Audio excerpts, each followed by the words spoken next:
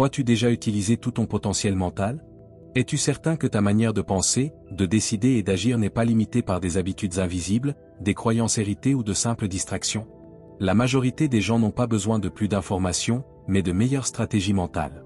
Car l'intelligence n'est pas seulement quelque chose avec lequel on est, c'est une capacité qui s'entraîne, se façonne et se maîtrise. Si tu es prêt à remettre en question tes schémas, à rompre avec le confort et à appliquer des principes qui élèvent réellement ton esprit, voici ton point de départ. Ici, tu ne trouveras pas de formule magique ni de motivation vide, mais des leçons réelles, pratiques et puissantes, utilisées par des esprits brillants tout au long de l'histoire pour penser avec plus de clarté, agir avec plus de précision et élever leur intelligence au plus haut niveau. Avant de commencer, écris dans les commentaires cette phrase. Je m'engage à penser comme un stoïcien et à élever mon intelligence au maximum. Fais-le maintenant. Car lorsque tu l'écris, tu le déclares. Et lorsque tu le déclares, tu le renforces dans ton subconscient. Ce n'est pas simplement un commentaire, c'est le premier pas pour reprogrammer ton esprit et commencer ta transformation. Prêt? Écris la phrase, et commençons. Numéro 1. L'intelligence n'est pas fixe, elle peut s'améliorer. L'intelligence n'est pas un trait statique avec lequel nous naissons et qui demeure inchangé. Au contraire, notre cerveau est une structure vivante, malléable, capable de s'adapter et de se transformer constamment grâce à un phénomène connu sous le nom de neuroplasticité. Cela signifie que, quel que soit ton âge, tu peux améliorer tes capacités cognitives si tu entraînes ton esprit de manière adéquate. Tu peux développer une plus grande rapidité mentale, améliorer ta mémoire, prendre de meilleures décisions et affronter des défis complexes avec davantage de clarté. Le potentiel est déjà là, attendant d'être cultivé. La première chose à comprendre est que le cerveau est comme un muscle. Si tu l'exerces, il se renforce.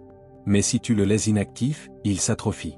Chaque fois que tu apprends quelque chose de nouveau, que tu résous un problème ou que tu fais face à un défi intellectuel, ton cerveau crée de nouvelles connexions neuronales. Ces connexions ne servent pas seulement à stocker de l'information, elles améliorent aussi ta capacité à la traiter, à la combiner et à l'appliquer dans différents contextes. C'est là qu'intervient l'intelligence fluide, cette aptitude à raisonner, à résoudre des problèmes nouveaux et à t'adapter à des situations encore jamais vécues. La bonne nouvelle, c'est que tu peux entraîner ton intelligence fluide chaque jour. Tu n'as pas besoin de passer des heures devant des livres complexes ni de posséder un quotient intellectuel élevé dès le départ. Ce dont tu as besoin, c'est de volonté, de constance et des bons exercices. Par exemple, résoudre des énigmes logiques, jouer avec un cube de Rubik, apprendre une langue, jouer d'un instrument de musique ou encore résoudre des problèmes mathématiques sans aide. Tous ces exercices activent les zones du cerveau liées au raisonnement abstrait, à la mémoire de travail et à la flexibilité cognitive. La science le confirme. De nombreuses études démontrent que l'entraînement cognitif peut améliorer les performances dans des tâches liées à l'intelligence fluide, et dans certains cas, même augmenter les résultats aux tests de QI. La neuroplasticité est l'un des domaines les plus étudiés de la neuroscience moderne, et il est désormais clair que le cerveau peut se réorganiser lorsqu'il est confronté à de nouveaux défis complexes. Cela ne signifie pas que nous allons tous devenir des génies, mais que nous pouvons élever de manière significative notre niveau de performance mentale avec des pratiques bien appliquées.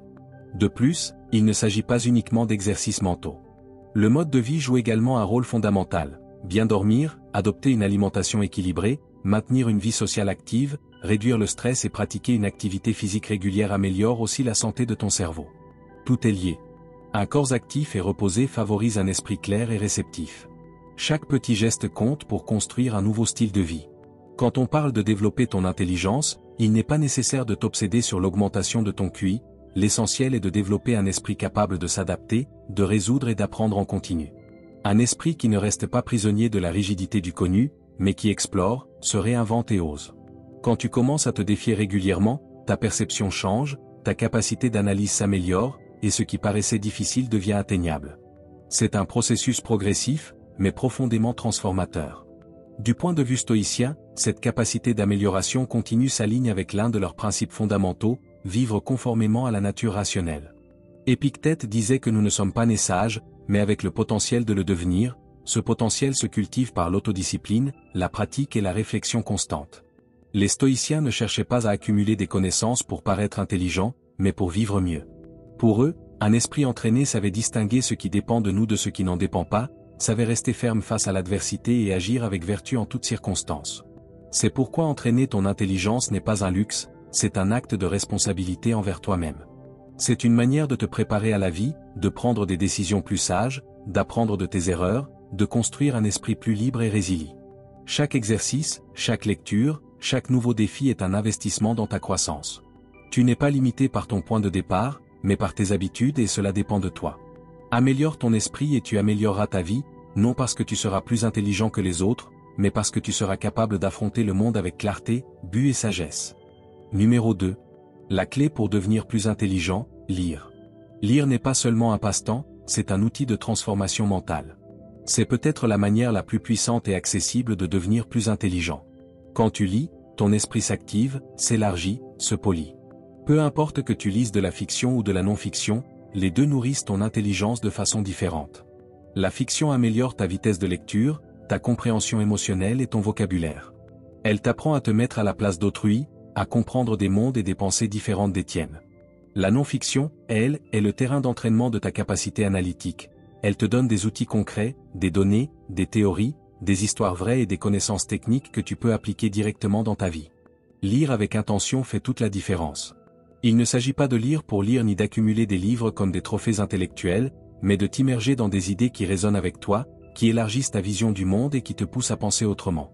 Si la science t'intéresse, plonge dans la physique ou la biologie. Si tu es passionné d'histoire, étudie la formation des civilisations, la pensée des êtres humains et des dirigeants, et la façon dont les sociétés ont évolué. Si tu veux améliorer tes relations, lis sur la psychologie, la communication et le comportement humain. Tout ce que tu apprends par les livres devient partie intégrante de ta boîte à outils mentale. La clé, c'est d'appliquer ce que tu lis. Souligne, prends des notes, pose-toi des questions et cherche ensuite des occasions de parler de ce que tu as appris. Quand tu discutes d'un sujet lu, tu ne fais pas que renforcer l'information, tu l'intègres, elle devient tienne. La connaissance n'a de valeur que si elle sort de la théorie pour être mise en pratique. Voilà la véritable intelligence, non seulement savoir, mais savoir quoi faire de ce que tu sais. La science le confirme. Des études montrent que la lecture active, celle qui implique réflexion, analyse et connexion avec des expériences personnelles, améliore la compréhension, la rétention et la capacité à utiliser le savoir dans des contextes variés. Autrement dit, plus tu lis avec attention et intention, plus il te sera facile d'apprendre quelque chose de nouveau, de comprendre des situations complexes et de résoudre des problèmes. La lecture renforce les connexions neuronales, améliore la mémoire à long terme et stimule la créativité. C'est littéralement un gymnase pour le cerveau. Et la bonne nouvelle, c'est que tu n'as pas besoin de lire 10 heures par jour. En consacrant seulement quelques minutes chaque jour à une lecture profonde, tu peux constater de réels changements dans tes capacités mentales. Avance pas à pas, commence par des livres qui te captivent, que tu ne peux pas lâcher. Puis monte progressivement en niveau. Remplace un peu de divertissement par de la formation, remplace la distraction par l'introspection. Au fur et à mesure, tu sentiras que rien ne te retient. Tu verras que tes idées s'organisent mieux, que tes pensées s'expriment avec plus de clarté, que tes conversations gagnent en profondeur. Les grands penseurs de l'histoire avaient quelque chose en commun, ils étaient des lecteurs voraces. Ils savaient que chaque page représentait une opportunité de grandir, de comprendre et de questionner. Et toi aussi, tu peux faire de même. Tu n'as pas besoin d'être un académicien ou un intellectuel. Tu as seulement besoin de curiosité et de l'engagement de nourrir ton esprit. La lecture est un acte d'amour-propre, un investissement silencieux dans ton évolution personnelle. Les stoïciens le savaient aussi. Sénèque, par exemple, recommandait de ne pas lire en excès, mais avec profondeur. Il disait qu'il vaut mieux relire un livre sage que dévorer 100 livres superficiels. Pour lui, la lecture devait être au service de la vertu. Elle devait apprendre à mieux vivre, pas seulement à en savoir plus. La véritable sagesse n'est pas l'accumulation de données, mais la formation du caractère. Ce qui importe, ce n'est pas le nombre de livres que tu lis, mais combien transforme ta façon de voir la vie. Si tu veux devenir plus intelligent, commence par lire. Mais fais-le avec intention, stratégie et but. Lis ce qui t'élève. Lis ce qui te met au défi. Lis ce que tu peux appliquer. Fais de la lecture une pratique quotidienne, comme te brosser les dents ou respirer. Parce que chaque livre que tu lis en pleine conscience est un outil supplémentaire pour construire la meilleure version de toi-même. Et dans ce processus, tu n'améliores pas seulement ton intelligence, tu améliores ta manière d'être au monde. Numéro 3. Apprendre de nouvelles compétences. Apprendre de nouvelles compétences n'est pas seulement une façon d'acquérir du savoir, c'est une stratégie pour garder l'esprit vivant et éveillé. Chaque fois que tu décides de commencer quelque chose à zéro, que ce soit une langue, un instrument de musique, la programmation, le dessin, la cuisine ou toute autre aptitude, tu envoies un signal clair à ton cerveau, nous continuons à grandir, nous continuons à évoluer. Ce processus défie tes schémas mentaux habituels, brise la routine neuronale et ouvre de l'espace pour de nouvelles connexions. Au lieu de vivre en pilote automatique, tu commences à voir le monde avec des yeux nouveaux, rempli de curiosité, d'attention et d'humilité. Ton cerveau répond par de véritables changements. La science a démontré qu'apprendre de nouvelles compétences favorise la neurogenèse, c'est-à-dire la création de nouveaux neurones, en plus de renforcer les connexions existantes. Cela améliore non seulement la mémoire et l'attention, mais aussi la capacité à résoudre des problèmes, à prendre des décisions et à s'adapter à de nouvelles situations.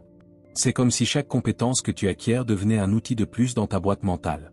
Ces outils ne servent pas uniquement à des tâches pratiques, ils façonnent aussi ta façon de penser, de ressentir et d'interagir avec ton environnement. Ce qui est fascinant, c'est que tu n'as pas besoin de devenir expert ou professionnel.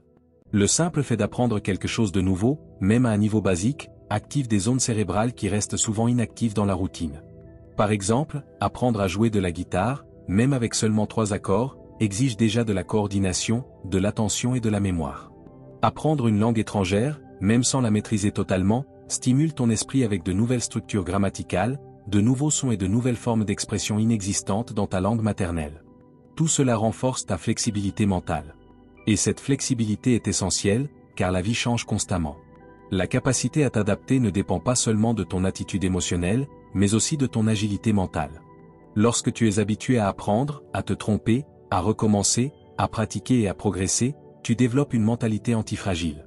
Tu ne te brises pas face à l'inconnu, tu deviens plus fort. Les nouvelles compétences deviennent des ancres de confiance. Tu sais que, même si tu n'as pas toutes les réponses, tu as la capacité de les apprendre. Et cela change complètement ton rapport à n'importe quel défi. L'appliquer à ta vie ne demande pas de complications. Choisis quelque chose qui t'intrigue, quelque chose que tu as toujours voulu essayer sans jamais oser. Peu importe si c'est grand ou petit, l'important est de pratiquer avec constance. Consacre 20 à 30 minutes par jour. Sois patient avec tes progrès. Il ne s'agit pas de vitesse, mais de profondeur. La pratique constante crée de nouvelles habitudes mentales. Et avec chaque petite victoire, une nouvelle phrase comprise dans une autre langue, une chanson que tu arrives à jouer, un plat que tu apprends à cuisiner, tu renforces l'idée que tu peux apprendre n'importe quoi. Cela ne te rend pas seulement plus compétent, mais aussi plus créatif. Car lorsque tu combines des compétences, de nouvelles idées apparaissent. Peut-être que ton savoir en dessin t'aide à mieux expliquer une idée dans une présentation. Ou que ta pratique de la cuisine t'apprend à planifier avec plus d'ordre. Aucune compétence n'est inutile, car elle transforme toujours ta manière de penser. Apprendre élargit ton horizon mental et émotionnel. Et du point de vue stoïcien, cette pratique a également une portée profonde. Les stoïciens valorisaient la préparation constante. Pour eux, la sagesse ne s'accumulait pas sous forme de théorie, mais à travers l'entraînement réel de l'esprit et du caractère. Apprendre une nouvelle compétence est aussi un acte de discipline, d'humilité, d'acceptation du fait que tu ne sais pas tout, et de volonté de t'engager dans une amélioration continue. Épictète disait que le progrès est un choix quotidien, et que chaque nouvel apprentissage est la preuve que tu choisis de grandir. Ne sous-estime donc jamais le pouvoir de commencer quelque chose de nouveau. Ne dis pas « il est trop tard » et ne crois pas que tu n'as pas de talent. Ce qui importe, ce n'est pas le résultat final, mais le processus. Apprendre fortifie ton caractère autant que ton esprit. Cela te transforme en une personne plus ouverte, plus adaptable, plus créative et plus préparée à l'inattendu. Chaque compétence que tu développes t'éloigne de la stagnation et t'approche de ta meilleure version. Car, au fond, la vie ne consiste pas à tout savoir, mais à être toujours disposé à continuer d'apprendre. Numéro 4. Remplacer les pensées négatives par des pensées de croissance. Il existe une voix en toi qui, bien souvent, te dit que tu ne peux pas, que tu n'es pas assez, que tu vas échouer, que les autres en sont capables, mais pas toi. Cette voix n'est pas la vérité. Elle n'est qu'un schéma mental renforcé avec le temps, une croyance qui a peut-être pris naissance dans une expérience douloureuse, une critique ou une erreur du passé. Et si tu ne la confrontes pas, elle se transforme en prophétie autoréalisatrice. Ce que tu penses fréquemment n'influence pas seulement tes émotions, mais aussi la manière dont tu agis, les décisions que tu prends et les limites que tu t'imposes à toi-même. Le cerveau humain est plastique, il s'adapte, il change, il crée de nouvelles connexions. Chaque pensée que tu répètes renforce un chemin neuronal.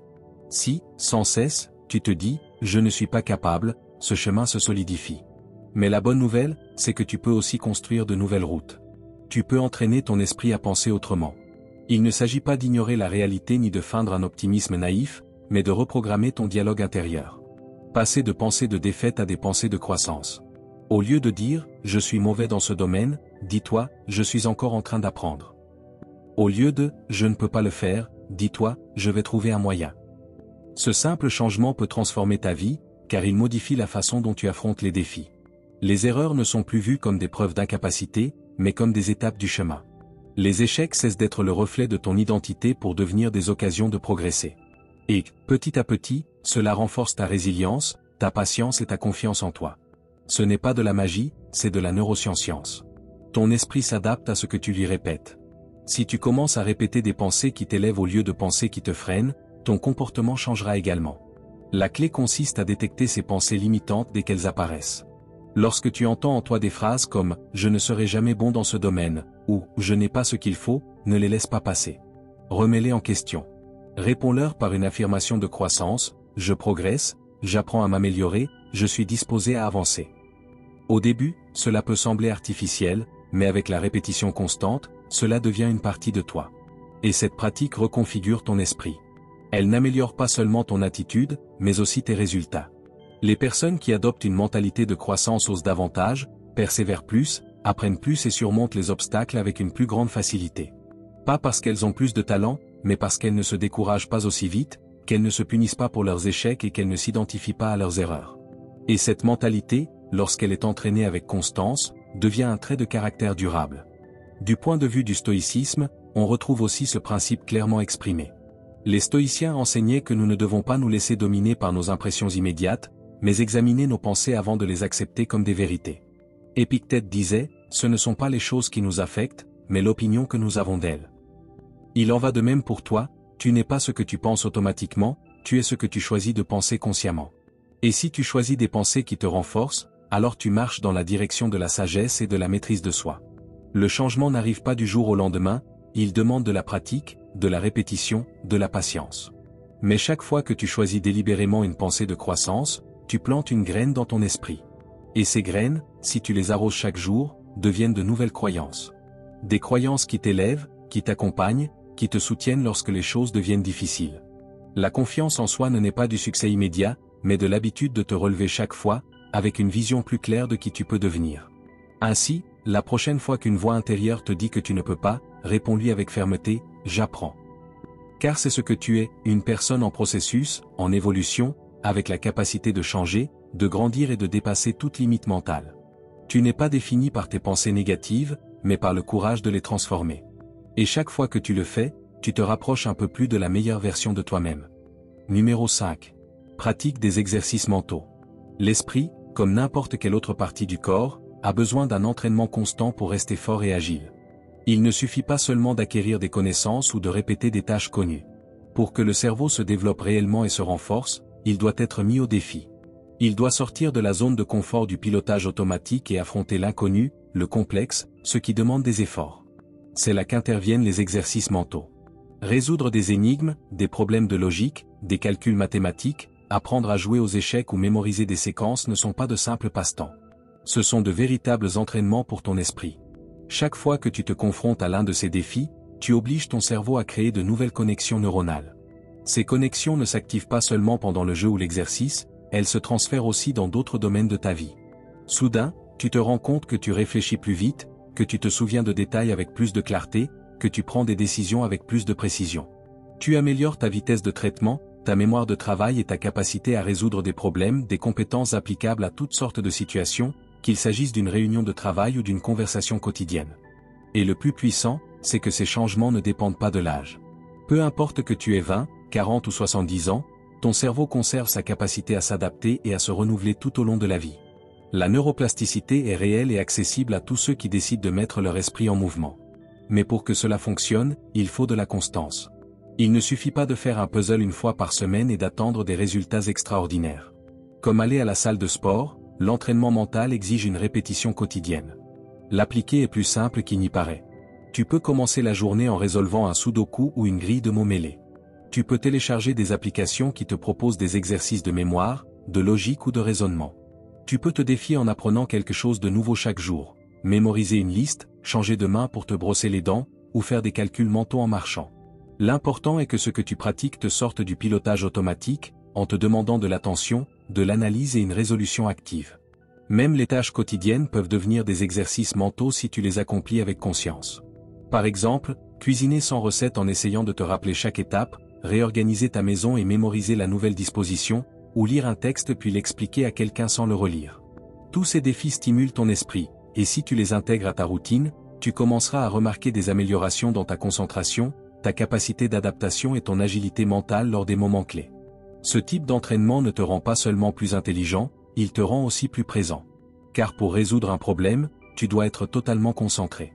Et cette présence mentale se traduit par plus de clarté, moins de dispersion et moins d'anxiété. Ton esprit cesse de sauter d'une pensée à l'autre sans contrôle et apprend à maintenir l'attention sur ce qui importe. Cette capacité, si rare dans le monde moderne, est un véritable super-pouvoir. Du point de vue stoïcien, entraîner l'esprit est aussi une manière de cultiver la vertu. Les stoïciens croyaient que la raison était notre outil le plus puissant et qu'elle devait être travaillée comme un muscle. Marc Aurèle, par exemple, réfléchissait chaque jour à travers son journal, défiant ses propres idées et renforçant son esprit face à l'adversité. Épictète enseignait que nous devions nous examiner constamment, questionner nos impulsions et analyser nos croyances. Pour eux, exercer l'esprit était une pratique spirituelle, un chemin vers la liberté intérieure. C'est pourquoi tu ne dois pas sous-estimer le pouvoir de résoudre une énigme ou de mémoriser une séquence. Ne le vois pas comme un simple jeu, mais comme une déclaration. Tu es prêt à grandir, à renforcer ton esprit et à mieux te préparer pour la vie. Chaque exercice mental que tu fais aujourd'hui t'aide à mieux penser demain. Il t'entraîne à répondre au lieu de réagir, à analyser plutôt qu'à supposer, à agir avec intelligence et non par impulsion. Et c'est ce type d'esprit qui transforme une vie ordinaire en une vie extraordinaire. Entraîne ton esprit, fais-le chaque jour, et tu verras comment tu commences à vivre avec plus de clarté, plus de présence et plus de pouvoir personnel. Numéro 6, l'intelligence émotionnelle comme clé du succès. Il existe des personnes incroyablement intelligentes qui, pourtant, n'arrivent pas à progresser dans leur vie professionnelle ou personnelle. Elles possèdent des connaissances, des diplômes, des compétences techniques, mais quelque chose leur échappe. Car le succès ne dépend pas uniquement du quotient intellectuel, mais aussi de quelque chose de bien plus subtil et profondément puissant, l'intelligence émotionnelle. Savoir contrôler ses émotions, comprendre celles des autres, gérer les conflits sans brûler les ponts, et prendre des décisions avec calme, même sous pression, voilà ce qui te permet d'avancer solidement dans un monde rempli d'incertitudes et de relations complexes. L'intelligence émotionnelle, c'est la capacité de comprendre ce que tu ressens, pourquoi tu le ressens et ce que tu peux en faire. Il ne s'agit pas de réprimer tes émotions ni de simuler un calme artificiel quand tu es rempli de colère ou de peur. Il s'agit d'en prendre conscience, remarquer comment ton corps réagit quand quelque chose t'irrite, comment ton langage change quand tu es nerveux, comment tes pensées se déforment lorsque l'orgueil prend le dessus. Cette conscience est la première étape. La seconde, encore plus importante, est l'autorégulation, la capacité de répondre plutôt que de réagir. Au travail, cette compétence fait la différence entre un leader qui inspire et un leader qui intimide. À la maison, elle trace la frontière entre une relation constructive et une dispute stérile. Dans tout contexte social, l'intelligence émotionnelle te permet de créer des connexions authentiques, car elle inclut un autre élément essentiel, l'empathie. L'empathie, c'est être capable de se mettre à la place de l'autre. Pas seulement pour comprendre son point de vue, mais pour ressentir ce qu'il peut être en train de vivre. Elle brise les barrières, ouvre des portes, apaise les tensions, fait en sorte que les gens se sentent écoutés. Et il ne s'agit pas de devenir parfait sur le plan émotionnel. Nous avons tous des moments de colère, de tristesse ou de frustration. Mais plus tu développes ton intelligence émotionnelle, moins ces émotions t'asservissent. Tu ne réagis plus par impulsion, tu choisis ta réponse. Cela améliore non seulement tes relations, mais cela fait aussi de toi une personne plus fiable, plus stable, plus centrée. Quelqu'un avec qui les autres veulent travailler, vivre et construire. L'impact de cette compétence dans ta vie professionnelle et personnelle est immense.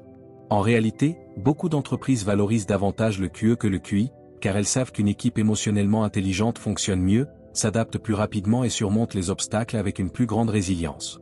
Son application se fait au quotidien. Commence par t'observer. Quand tu ressens une émotion forte, ne l'ignore pas et ne la juge pas. Demande-toi, qu'est-ce que je ressens? Qu'est-ce qui le provoque? Comment puis-je l'exprimer d'une manière qui ne blesse ni l'autre ni moi-même? Ensuite, travaille ta communication. Parle avec clarté mais sans agressivité, exprime tes besoins tout en écoutant l'autre. Et surtout, pratique activement l'empathie. Ne suppose pas que tu comprends, demande. Intéresse-toi à son histoire, à sa perspective, à ses émotions. Écouter avec attention transforme les relations. Dans les moments de conflit, souviens-toi que contrôler ta réaction est plus précieux que de gagner une discussion. L'intelligence émotionnelle te permet de négocier avec fermeté mais sans agressivité, de poser des limites avec respect et de garder ton calme quand tout autour de toi semble s'effondrer. Cela ne réduit pas seulement le stress, mais améliore aussi ta capacité à prendre des décisions. Un esprit calme voit plus d'options, évalue mieux les risques et agit avec sagesse. C'est pourquoi les personnes émotionnellement intelligentes réussissent souvent davantage. Non pas grâce à ce qu'elles savent, mais grâce à la manière dont elles se relient aux autres et à elles-mêmes. Du point de vue stoïcien, cette façon de gérer les émotions a une valeur profonde. Les stoïciens enseignaient que nous ne pouvons pas contrôler tout ce que nous ressentons, mais que nous pouvons choisir notre réaction face à ces émotions. Marc Aurèle disait, « Si tu souffres à l'intérieur, ne permets pas que cela te défigure à l'extérieur. » Épictète insistait sur le fait que la véritable liberté réside dans la maîtrise de soi. Pour les stoïciens, l'intelligence émotionnelle était une forme de vertu, agir avec modération, justice et maîtrise de soi. Ne pas laisser l'émotion détruire la raison, mais permettre aux deux de collaborer en harmonie. Développer ton intelligence émotionnelle, en essence, une marque de maturité. C'est une sagesse pratique qui transforme ta façon de vivre, d'aimer, de diriger et de grandir. Tu n'as pas besoin d'éliminer tes émotions, mais d'apprendre à vivre avec elles sans qu'elles prennent le contrôle. Car lorsque tu apprends à te gouverner toi-même, tout le reste devient plus clair, plus gérable, plus possible. Et c'est ainsi, sans aucun doute, que tu poses l'un des piliers du véritable succès. Numéro 7, prendre des capsules d'huile de poisson. Souvent, nous cherchons à améliorer notre esprit uniquement par des exercices, des habitudes ou des techniques de pensée. Mais nous oublions que le cerveau est aussi un organe physique, qui a besoin de soins spécifiques pour fonctionner à son plein potentiel. Tout comme un athlète ne peut pas courir correctement si son corps est mal nourri, tu ne peux pas penser avec clarté si ton cerveau ne reçoit pas les nutriments adéquats. L'un des plus importants pour la performance mentale est l'oméga 3, en particulier celui que l'on trouve dans l'huile de poisson. Il ne s'agit pas d'une mode ni d'un simple produit de marketing lié aux compléments alimentaires. Il existe une base scientifique solide derrière ces bienfaits. Les acides gras oméga 3 sont essentiels au bon fonctionnement du cerveau. Ils contribuent à la construction des membranes cellulaires des neurones, favorisent une meilleure communication entre elles et améliorent le flux sanguin cérébral. Tout cela se traduit par un esprit plus clair, une plus grande capacité de concentration, une meilleure résolution des problèmes et une faculté accrue à rester attentif plus longtemps. Lorsque les niveaux des oméga 3 dans le corps sont optimaux, les tâches cognitives deviennent plus fluides. Tu souffres moins de brouillard mental, tu gagnes en vivacité et tu réponds plus rapidement aux défis intellectuels. On peut obtenir ces acides gras à travers des aliments comme le saumon, les sardines, les noix, les graines de chia ou de lin. L'important, c'est la régularité. Les effets ne sont pas immédiats, mais après quelques semaines, tu commences à percevoir de réels changements dans ton attention, ta clarté mentale et ta capacité à rester présent. Et cela ne touche pas seulement les performances intellectuelles. L'oméga 3 a aussi un effet positif sur l'humeur. Certaines études montrent que des niveaux adéquats de ces acides gras sont associés à une moindre incidence d'anxiété et de dépression.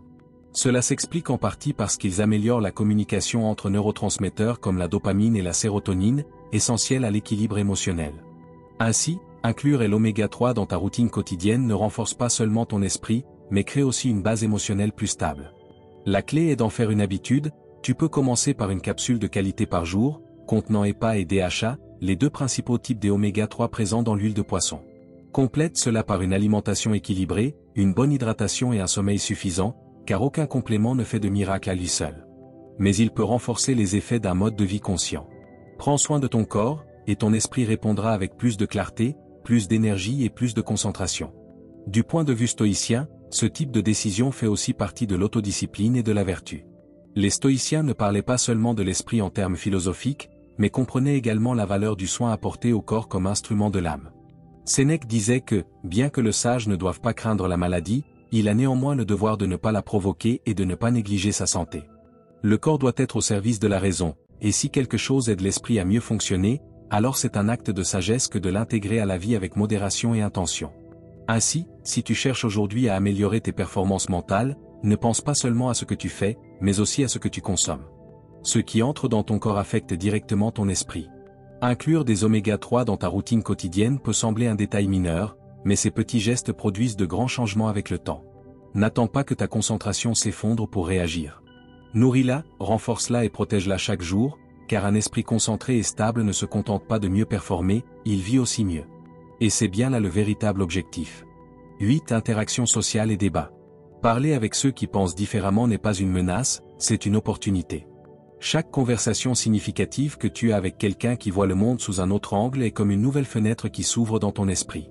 Mais pour que cette interaction soit vraiment transformante, il faut plus que des mots, il faut de la disposition, de l'humilité, surtout, un esprit ouvert. Le débat constructif ne consiste pas à gagner des arguments, mais à élargir ta compréhension. C'est un exercice d'intelligence, certes, mais aussi de caractère, car tout le monde n'est pas prêt à écouter des idées qui contredisent ses croyances les plus profondes. Lorsque tu participes à un débat avec respect et sans ego, quelque chose de puissant se produit, tu commences à remettre en question tes propres certitudes. Tu te rends compte que beaucoup de tes opinions ne reposent pas sur des fondements aussi solides que tu le croyais. Et au lieu de te sentir menacé, tu te sens plus libre. Car la véritable liberté mentale n'est pas de défendre coûte que coûte tout ce que tu crois, mais d'avoir le courage de changer d'avis lorsqu'une vérité plus grande apparaît. Le débat, lorsqu'il est pratiqué avec maturité, devient un outil d'évolution. La science le confirme. Diverses études montrent que les discussions constructives, celles où les deux parties écoutent activement et argumentent avec logique, renforcent la pensée critique. Elles activent des zones du cerveau liées au raisonnement, à l'autocontrôle et à l'empathie. Tu n'apprends pas seulement à mieux penser, tu apprends aussi à mieux ressentir. Car pour rester calme durant un désaccord, il te faut de l'intelligence émotionnelle, savoir réguler tes impulsions, contenir ton orgueil et faire de la place pour la perspective de l'autre. Avec le temps, cela fait de toi une personne plus patiente, plus claire, plus équilibrée. Et tu n'as pas besoin d'être dans une salle de débat officielle pour appliquer cela. Tu peux commencer à la maison, dans ton cercle social ou au travail. La prochaine fois que quelqu'un exprime une idée que tu ne partages pas, au lieu de te braquer, pose des questions. Écoute. Essaie de comprendre ce qui se cache derrière cette pensée. Puis expose ton point de vue avec clarté, sans attaquer. Cet échange, s'il est nourri par le respect mutuel, enrichit les deux parties. Parfois, il ne s'agit pas de convaincre, mais de comprendre. Et comprendre est l'un des actes les plus élevés de l'intelligence. Chercher des conversations avec des personnes issues de contextes différents est également une pratique puissante. Parle avec quelqu'un de plus âgé que toi, avec quelqu'un qui a vécu dans un autre pays, avec quelqu'un qui possède une formation complètement différente. Écoute leurs histoires, leurs conclusions, leurs raisons. Plus tu t'exposes à la diversité des pensées, plus ta vision du monde s'élargit. Cette flexibilité mentale est essentielle pour t'adapter, résoudre des conflits et grandir sans rigidité. De plus, débattre d'idées t'oblige à structurer ta propre pensée. Bien souvent, nous croyons savoir exactement ce que nous pensons, jusqu'à ce que quelqu'un nous demande de l'expliquer. C'est à ce moment-là que l'on voit si ta pensée est réellement structurée ou si tu ne fais que répéter des phrases apprises. Le débat t'oblige à approfondir, à distinguer ce que tu sais réellement de ce que tu crois seulement savoir, à séparer l'émotion de la logique. Ce que tu cultives à l'intérieur de toi se reflète dans tout le reste, dans la manière dont tu prends tes décisions, dans la façon dont tu communiques, dans la manière dont tu diriges. Du point de vue de la philosophie stoïcienne, la conversation sage était une forme de pratique spirituelle. Sénèque parlait de l'importance de s'entourer de personnes qui te stimulent intellectuellement. Épictète enseignait que l'un des plus grands signes de progrès était la capacité d'écouter sans s'offenser et de parler sans imposer. Pour les stoïciens, débattre n'était pas combattre, mais affiner l'âme. Car seul celui qui accepte d'être corrigé peut aspirer à la sagesse. L'esprit se polit dans le contraste, comme le fer s'aiguise avec le fer. Alors, si tu veux grandir, n'évite pas les idées différentes, recherche-les. Ne t'enferme pas dans l'écho de ceux qui pensent comme toi. Ose converser avec ceux qui t'incommodent intellectuellement. Fais-le avec respect, patience et un désir sincère d'apprendre. Car il n'existe pas de meilleure manière d'élargir ton esprit que de l'exposer avec calme et fermeté à tout ce qui le défie. Et si tu le fais bien, tu sortiras de chaque conversation un peu plus sage, un peu plus fort, un peu plus libre. Numéro 9. Embrasser l'inconfort pour croître. La croissance ne survient pas dans le confort. Elle n'apparaît pas lorsque tout est facile, prévisible et sûr. Le véritable développement se produit quand ton esprit est épuisé par tant de réflexion, quand tu doutes de toi-même, quand tu es sur le point d'abandonner mais que tu choisis de continuer. C'est dans ces moments, où tout semble inconfortable, que la transformation réelle a lieu. L'inconfort est le signe que tu franchis un seuil, que tu quittes l'ancien pour devenir quelque chose de nouveau. Et si tu apprends à l'accueillir au lieu de le rejeter, tu peux accéder à un niveau de développement personnel que peu de personnes osent atteindre. La plupart évitent l'inconfort, le voient comme un ennemi. Mais chaque fois que tu fuis ce qui est difficile, tu renonces à une partie de ton potentiel. Apprendre une nouvelle compétence, commencer un projet important, avoir une conversation honnête, prendre une décision courageuse, changer une mauvaise habitude, tout cela est inconfortable. L'inconfort remet en cause ton identité, tes schémas, ta manière habituelle d'être au monde. Mais plus tu passes de temps dans cette zone inconfortable, plus tu deviens fort. Non pas parce que l'inconfort disparaît, mais parce que tu apprends à vivre avec lui, à en faire une partie du chemin. Et ce qui est fascinant, c'est que l'inconfort a aussi des effets physiologiques. Ton cerveau, lorsqu'il est constamment stimulé par le défi, commence à créer de nouvelles connexions. La neuroplasticité s'active. Les réseaux neuronaux liés à l'autocontrôle, à la prise de décision et à la créativité se renforcent. Mais pour cela, tu dois exposer ton esprit à l'effort. Il ne s'agit pas de t'écraser sous une pression constante, mais de choisir consciemment ce qui t'oblige à devenir plus discipliné, plus concentré, plus sage. C'est pourquoi chaque situation difficile que tu vis est une opportunité. Elle n'est pas toujours agréable, mais elle est toujours utile. La clé est de changer ton dialogue intérieur. Au lieu de dire « c'est trop pour moi », commence à dire « cela me rend plus fort ». Au lieu de fuir l'inconfort, approche-toi de lui avec curiosité. Demande-toi « qu'est-ce que cette situation essaie de m'enseigner ? Quelle partie de moi résiste, et pourquoi ?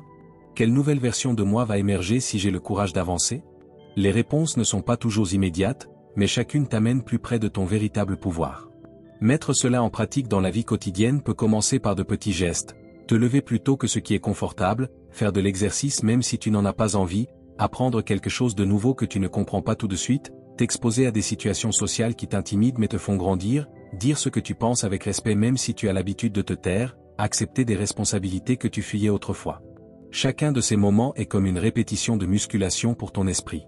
Et à chaque effort, tu deviens plus résilient, plus habile, plus toi-même. Le stoïcisme comprenait cela mieux que quiconque. Pour les stoïciens, la douleur, l'inconfort et l'adversité étaient des entraînements pour l'âme. Marc Aurèle écrivait « L'obstacle à l'action fait avancer l'action. Ce qui se dresse sur ton chemin devient ton chemin. » Autrement dit, l'obstacle n'est pas ce qui t'éloigne de ton but, c'est le terrain même sur lequel ce but se construit. Épictète enseignait que tu ne dois pas espérer une vie sans difficulté, mais t'entraîner à les affronter avec vertu. Et Sénèque disait qu'une mer calme ne forme jamais de marin fort. La difficulté, vue avec des yeux stoïciens, est une alliée. C'est une bénédiction déguisée. Alors, la prochaine fois que l'inconfort frappe à ta porte, ne la ferme pas.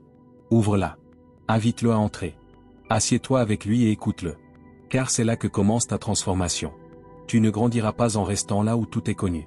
Tu grandiras lorsque tu oseras franchir le seuil de l'incertitude, lorsque tu utiliseras l'inconfort comme ton allié et non comme ton ennemi. Et plus tu pratiques cela, plus tu remarqueras que les choses qui auparavant te paralysaient deviennent désormais une force qui t'élève. Que les défis qui autrefois t'effrayaient sont maintenant affrontés avec fermeté. Parce que tu ne cherches plus le confort, tu cherches la grandeur. Et cette grandeur commence toujours là où se termine ta zone de confort. Numéro 10. L'exercice physique régulier. Bouger son corps est l'une des décisions les plus puissantes que tu puisses prendre si tu veux aussi renforcer ton esprit. Ce n'est pas un hasard si, lorsque tu te sens bloqué, épuisé ou saturé de pensée, une simple marche ou une séance d'exercice peut complètement transformer ton état mental. Le mouvement physique n'a pas seulement pour but d'avoir un beau corps ou d'améliorer sa santé physique. C'est une pratique fondamentale pour améliorer ta clarté mentale, ta capacité de concentration et ta stabilité émotionnelle. Chaque fois que tu fais de l'exercice, tu actives littéralement ton cerveau à un niveau supérieur. L'exercice physique régulier favorise la neurogenèse, c'est-à-dire la création de nouvelles neurones. Il améliore l'oxygénation cérébrale, renforce les connexions neuronales et stimule des fonctions cognitives comme la mémoire, la prise de décision et la pensée critique. Ce n'est pas un mythe, bouger chaque jour te rend plus intelligent. Non seulement tu apprends plus vite, mais ton esprit devient plus agile, plus concentré, plus résistant aux distractions. De plus, l'exercice réduit les niveaux de cortisol, l'hormone du stress, et augmente la libération d'endorphines, de dopamine et de sérotonine, des neurotransmetteurs essentiels au bien-être émotionnel. Ainsi, lorsque tu fais du sport, tu ne deviens pas seulement plus fort physiquement, tu bâtis aussi un état mental plus résilient. Une pensée capable de rester sereine sous pression, de réfléchir clairement au milieu du chaos, de ne pas s'effondrer au premier obstacle. Tu cultives la discipline, la tolérance à l'effort, la résistance à la douleur et la confiance en toi. Tout cela s'entraîne dans le corps, mais se reflète dans ta manière de vivre, de décider et d'affronter la vie. Et tu n'as pas besoin d'être un athlète professionnel ni de passer des heures en salle de sport pour en tirer profit. Il suffit de bouger chaque jour. Tu peux courir, nager, pratiquer le yoga, soulever des poids, danser, marcher d'un pas soutenu. L'important est de le faire avec constance, que ton corps sache que tu t'engages envers lui. Car quand ton corps se sent fort, ton esprit se sent aussi plus capable. Il ne s'agit pas seulement d'esthétique ou de performance physique, mais de te préparer mentalement à tout ce que la vie va exiger de toi. Le secret, c'est d'intégrer l'exercice dans ta routine comme une pratique non négociable. De la même façon que tu te brosses les dents ou que tu manges chaque jour, fais du mouvement une habitude naturelle. Certains s'entraînent tôt le matin pour commencer avec énergie et concentration, d'autres après le travail pour libérer les tensions. Trouve ton moment, ton rythme, ton style, mais fais-le. Car chaque séance d'exercice est un investissement dans ta force intérieure. C'est du temps avec toi-même, une façon de t'écouter, de te pousser, de prendre soin de toi. Les bénéfices mentaux deviennent vite évidents. Tu remarques que tu es plus concentré au travail, que tu prends des décisions avec plus de clarté, que tu te relèves plus rapidement des baisses émotionnelles, que ta patience augmente, que tu deviens plus constant. Et cela se reflète dans toutes les sphères de ta vie. Parce qu'un esprit entraîné par le corps est plus stable, plus créatif, plus puissant. Dans la vision stoïcienne, le corps était considéré comme un instrument de l'âme. Il n'était pas le centre de la vie, mais une ressource qu'il fallait maintenir forte et saine pour servir la raison. Marc Aurèle, dans ses Pensées pour moi-même, reconnaissait l'importance du corps comme partie intégrante de la nature humaine. Épictète, lui, recommandait de ne pas le négliger. La discipline physique n'était pas de la vanité, mais une vertu, un entraînement de la volonté. Les stoïciens comprenaient que si tu pouvais gouverner ton corps, tu pouvais aussi gouverner tes émotions et tes impulsions. Alors, si tu recherches la clarté, l'équilibre et la puissance personnelle, commence par bouger. N'attends pas d'être motivé. Bouge parce que ton esprit en a besoin, parce que ton avenir l'exige, parce que tout ce que tu veux construire commence par l'énergie que tu es capable de soutenir. Fais de l'exercice physique un rituel de présence, de maîtrise et de transformation. Pas pour ton apparence, mais pour la personne que tu choisis d'être chaque jour. Car au fond, un esprit fort habite dans un corps qui a lui aussi gagné sa force. Et cette unité entre le corps et l'esprit est l'une des clés les plus réelles et les plus oubliées de la véritable croissance. Numéro 11. Utilisez les arts et la musique pour stimuler le cerveau. La musique et l'art ne sont pas seulement des passe-temps, ce sont des formes profondes d'entraînement mental. Écouter une pièce de musique classique ou se perdre dans la création d'une œuvre visuelle active des parties du cerveau qui ne sont pas stimulées par des tâches rationnelles ou répétitives. Ce sont des accès directs à une dimension plus riche de la pensée. Pendant que tu écoutes une symphonie, ton esprit commence à détecter des motifs, des émotions, des textures, des transitions. Tu n'écoutes pas seulement, tu entraînes ta concentration, ta mémoire auditive et ton interprétation émotionnelle. C'est une forme de gymnastique cérébrale, mais beaucoup plus agréable que ce que l'on associe habituellement à l'effort cognitif. Il en va de même avec les arts visuels. Peindre, dessiner, sculpter, il ne s'agit pas de le faire correctement, selon une norme externe. Il s'agit d'observer attentivement, d'imaginer, de représenter quelque chose qui n'existe que dans ton esprit. Et dans ce processus, tu améliores ton focus, ta coordination, ta capacité à organiser des idées et à les exprimer symboliquement. Tu utilises des zones du cerveau qui s'activent également lorsque tu résous des problèmes, communiques des idées complexes ou crées des solutions innovantes. L'art n'est pas seulement une activité abstraite, c'est un outil pratique pour renforcer ton esprit sous des angles que d'autres activités n'atteignent pas. Et le plus beau, c'est qu'il n'y a pas de pression pour que ce soit parfait. L'art et la musique sont des espaces où tu peux te tromper sans crainte, où tu peux expérimenter sans jugement. Cela stimule une mentalité d'exploration, de curiosité, d'ouverture. Le simple fait de t'asseoir pour dessiner quelque chose, même si tu ne l'as jamais fait, est un acte d'exploration. Il te place dans un état mental différent, plus présent, plus connecté à toi-même. C'est une forme de méditation active, de nettoyage émotionnel et de renouvellement cognitif. Écouter de la musique classique a aussi des effets spécifiques et vérifiables. Des études scientifiques ont montré que certaines compositions, en particulier de compositeurs comme Mozart, Bach ou Beethoven, peuvent améliorer temporairement la mémoire spatiale, faciliter l'apprentissage et augmenter la productivité. Il ne s'agit pas d'un effet magique, mais d'un impact réel sur les ondes cérébrales et sur le flux sanguin du cerveau. La musique structure la pensée. Elle t'aide à organiser des idées, à trouver un rythme dans ce que tu fais, à rester concentré sur des tâches complexes sans te sentir dépassé. Tu peux appliquer cela facilement dans ta vie quotidienne. Commence tes matinées avec de la musique, avec une playlist instrumentale qui t'inspire calme et clarté. Consacre 20 minutes par semaine à une activité artistique, peu importe ton niveau ou ton expérience. Peins sans objectif, dessine en écoutant un podcast, modèle de l'argile même sans savoir exactement quoi faire. Il ne s'agit pas de produire quelque chose d'impressionnant, mais de laisser ton esprit s'exprimer sans la rigidité de la logique constante. Cette libération mentale a des effets cumulatifs. Plus tu le pratiques, plus tu génères de créativité et de clarté mentale. L'important est d'intégrer ces pratiques non comme un luxe occasionnel, mais comme une partie de ton soin mental. Tout comme tu fais de l'exercice physique ou pratiques la méditation, l'art et la musique doivent faire partie de ta routine de développement personnel. Ils offrent un équilibre naturel face à l'excès de stimulation. L'art t'enseigne à penser de manière plus large, plus profonde, plus humaine. Depuis la philosophie stoïcienne, cette connexion avec les arts avait aussi de la valeur, même si les stoïciens n'étaient pas des artistes au sens traditionnel. Ils comprenaient la beauté comme une manifestation de l'ordre naturel. Marc Aurèle, dans ses méditations, trouvait consolation dans la contemplation de l'harmonie de l'univers, et dans la façon dont chaque chose, même la plus simple, pouvait avoir de la beauté si on l'observait attentivement. Pour les stoïciens, l'art pouvait servir de rappel de la proportion, de l'équilibre, de la sérénité qui doivent également exister dans l'âme. Alors, la prochaine fois que tu sentiras ton esprit saturé, ne pense pas seulement à lire davantage ou à faire quelque chose de productif. Écoute de la musique avec intensité. Crée quelque chose de tes mains.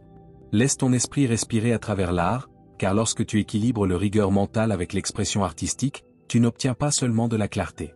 Tu obtiens un esprit plus flexible, plus créatif, mieux préparé à affronter le monde avec profondeur et présence. Et cela, dans un monde de distraction constante, est une véritable forme de pouvoir.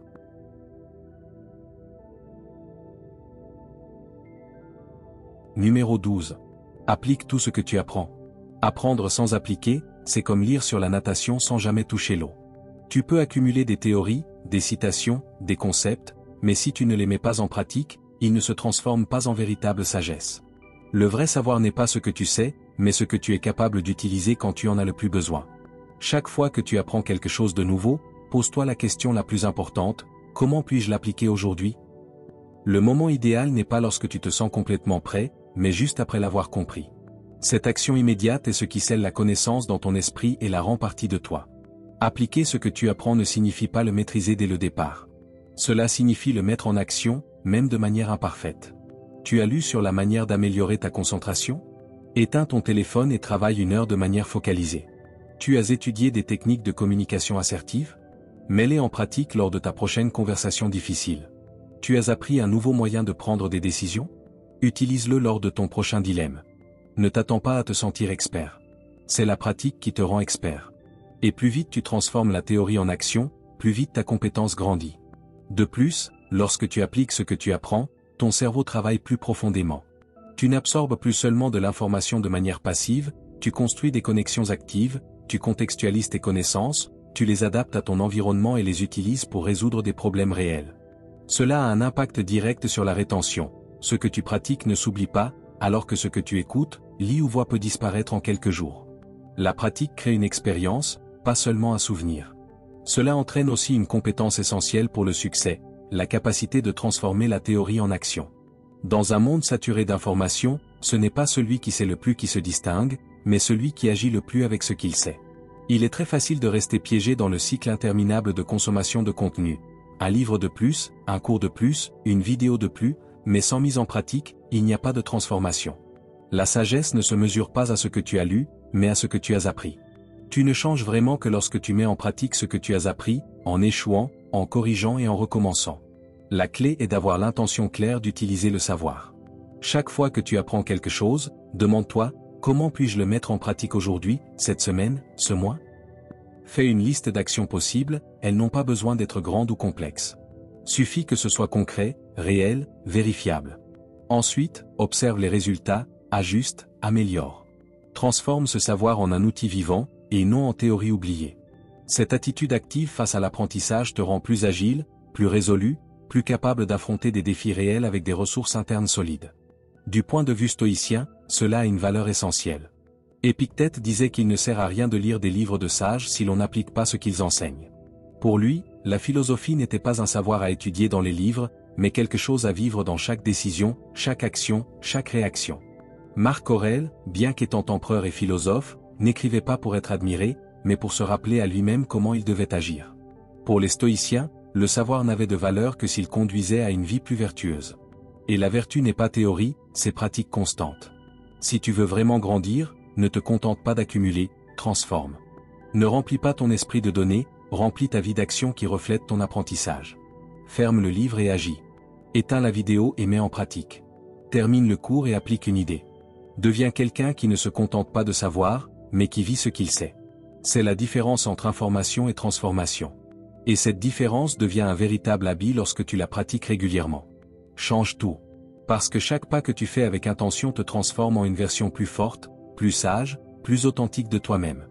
Et cela ne s'apprend pas en lisant, cela s'apprend en agissant. Numéro 13. Ne pas accepter l'information sans la remettre en question. Tout ce que tu vois n'est pas vrai, et tout ce que tu entends ne mérite pas ta confiance. Nous vivons dans un monde où l'information circule constamment, mais toutes ces informations n'ont pas pour objectif de t'aider à penser avec clarté. Au contraire, bien souvent, ce qui te parvient est conçu pour influencer, polariser, et contrôler ta perception sans que tu t'en rendes compte. Les médias, les réseaux sociaux, et même les leaders d'opinion que tu suis peuvent promouvoir des agendas, pas des vérités. C'est pourquoi il est essentiel de développer une compétence qui te rendra libre, le questionnement. Remettre en question ne signifie pas être négatif ou se méfier de tout systématiquement. Cela signifie penser par toi-même. Cela signifie prendre le temps de te demander, qui dit cela? Pourquoi le dit-il? Qui gagne-t-il? Cette information est-elle fondée? Est-ce une opinion déguisée en fait? La plupart des gens ne font pas cet exercice. Ils consomment des titres, des phrases virales et des émotions empaquetées en quelques secondes, et forment des croyances sans s'en rendre compte. Mais tu ne peux pas te permettre ce luxe si tu veux vivre avec autonomie mentale, car celui qui ne questionne pas finit par adopter des idées qu'il ne comprend même pas. Appliquer cette démarche au quotidien est une manière de vivre sans peur. C'est un entraînement mental constant. Écoute une information, cherche d'autres sources, compare les versions, vérifie les preuves. Lis un post viral, regarde s'il cite des données réelles et si la source est fiable. Examine une opinion populaire, réfléchis si elle résonne avec toi ou si tu l'acceptes simplement par pression sociale. Pose-toi des questions avant de tirer des conclusions. Ne te laisse pas emporter par la rapidité avec laquelle les idées circulent aujourd'hui. La vérité nécessite du temps, de la confrontation et de la réflexion. Cette pratique aiguise ton esprit critique, te rend plus précis, plus profond et moins manipulable. Tu apprends à identifier les sophismes, à percevoir les biais et à distinguer quand quelque chose sollicite uniquement tes émotions et non ta raison. Cela ne te protège pas seulement de la désinformation, cela te donne aussi un avantage dans toutes les sphères de ta vie. Tu prends de meilleures décisions, comprends mieux les conflits et communiques avec plus de clarté. Ton esprit devient plus discipliné, plus sceptique dans le bon sens du terme. Non pas parce qu'il doute de tout, mais parce qu'il n'accepte rien sans preuve. Et cela a un impact direct sur ta liberté. Celui qui ne questionne pas vit prisonnier des récits des autres. Il croit penser, mais en réalité il répète. Il croit avoir des convictions, mais il s'accroche simplement à ce qu'il a entendu le plus souvent. Se libérer de cette prison n'est pas facile. Cela demande du courage, car parfois remettre en question te conduit à découvrir que tu t'es trompé, que tu as défendu des idées qui n'étaient pas les tiennes, que tu as été partie prenante du bruit ambiant sans t'en rendre compte. Mais cette prise de conscience, bien qu'inconfortable, est le premier pas vers une vie dotée d'un vrai jugement personnel. Les stoïciens comprenaient très bien cela. Épictète enseignait que nous ne devions pas nous laisser guider par nos premières impressions, car souvent ce que nous ressentons ou pensons sur le moment n'est pas une vérité, mais une réaction conditionnée. Marc Aurèle, dans ses méditations, se rappelait constamment de juger les choses pour ce qu'elles sont réellement, et non pour ce qu'elles semblent être. Pour eux, la maîtrise de l'esprit commençait par l'autonomie de pensée, par l'entraînement du jugement et par le filtrage de ce qui entre dans la conscience. Un esprit sans filtre est facilement asservi. Ainsi, la prochaine fois que quelque chose t'impacte, ne le partage pas immédiatement. Ne le répète pas sans réfléchir. Prends un moment, respire, pense et questionne. Et si, après examen, cela reste valable pour toi, alors oui, fais le tien, mais fais-le en pleine conscience, pas par inertie. Penser par soi-même n'est pas seulement un acte d'intelligence, c'est aussi un acte de courage. Dans un monde qui te dit constamment quoi croire, tu as le pouvoir et la responsabilité de décider en quoi croire réellement. Et ce pouvoir se renforce chaque fois que tu oses douter. Numéro 14. Croire en ta capacité de changer. Si tu ne crois pas que tu peux changer, tu poses déjà une limite avant même d'avoir essayé. L'esprit, comme le corps, a la capacité de s'adapter, de se transformer et de se réinventer encore et encore tout au long de la vie. Ce n'est pas une simple phrase motivante. C'est de la neuroscience, c'est la réalité. Grâce à la neuroplasticité, ton cerveau a la capacité de créer de nouvelles connexions, de renforcer des compétences et de dissoudre d'anciens schémas. Mais tout commence par une condition fondamentale, croire que tu peux changer. Sans cette croyance, rien d'autre n'a d'importance. Car si tu ne crois pas en ta propre capacité, tu ne donnes pas la permission à ton esprit de faire le travail. Lorsque tu choisis de croire que tu peux t'améliorer, quelque chose change à l'intérieur de toi. Tu commences à prendre des décisions différentes. Au lieu de dire « je ne suis pas bon à ça », tu dis « je suis encore en train d'apprendre ». Au lieu de penser « ce n'est pas pour moi », tu te demandes « comment puis-je m'y prendre ». C'est la différence entre quelqu'un qui avance et quelqu'un qui reste bloqué. L'attitude, et non la génétique, la chance ou le talent, détermine la manière dont tu interprètes tes limites. Quand tu crois que changer est possible, tout ton système nerveux s'aligne sur cette intention. Ton attention s'améliore, ta motivation augmente, et ta résistance à l'échec se renforce. Cela ne veut pas dire que le changement est facile. Il ne l'est pas. Mais croire que c'est possible rend l'effort digne d'être fait. Chaque tentative, chaque pas, chaque erreur même, fait partie du processus. Tu commences à voir l'échec non pas comme un signal pour abandonner, mais comme un indice sur ce qu'il faut ajuster. L'esprit qui croit au changement cherche des solutions. Celui qui n'y croit pas cherche seulement des excuses. Et la différence entre les deux est énorme. Pour mettre cela en pratique, commence par observer ton langage intérieur.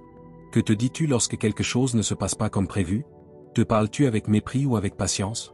Te catalogues-tu avec des phrases comme « je suis comme ça » ou te donnes-tu l'espace pour évoluer? Les mots que tu utilises avec toi-même façonnent ton identité. Si tu changes tes pensées, tu changes tes émotions. Et si tu changes tes émotions, tu changes tes actions. Voilà la puissance du dialogue intérieur. Pratiquer des affirmations de croissance n'est pas facile.